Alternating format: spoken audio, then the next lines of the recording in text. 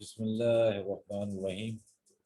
रब्बिश रली सदरी वयस्सिर ली अमरी वाहलुल उक़दतम मिन लिसानी यफ़क़हू क़ौली।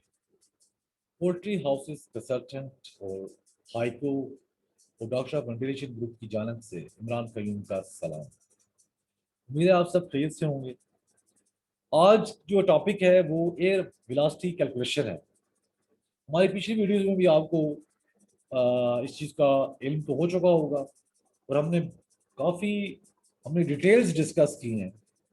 लेकिन आज हम ये चाहते हैं कि आपको पता हो कि आपके हाउस की इस टाइम वेलोसिटी कितनी है, एयर स्पीड कितनी है यहाँ।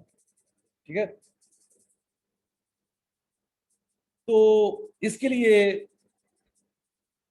हम हमारा पिछली वीडियो अगर देखें आप, तो जिसमें आपकी फैन कैलकुलेशन थी, उसमें आपको हमने बताया था कि आपका एक 45 बाई 8 फुट हाइट का, 45 फुट चौड़ाई का और 450 फुट जो है लंबा हाउस है।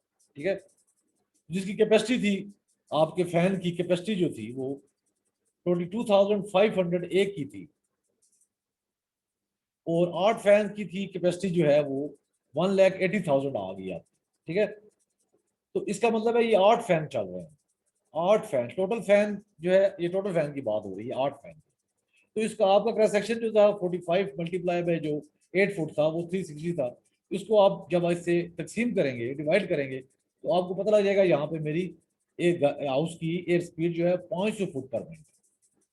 ठीक है, अभी आप इस तरह भी कर सकते हैं कि लेट्स सपोज आपके यहाँ पे 8 फैन नहीं चल रहे, आपके 4 फैन चल रहे हैं। आप 22,500 को 4 से ज़रब दें।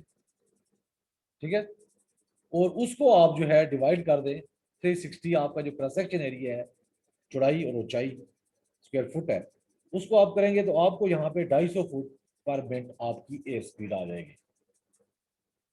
तो आपको पता लग जाएगा कि इस वक्त मेरे, और ये जो है आपको याद होना चाहिए कि आपका जो है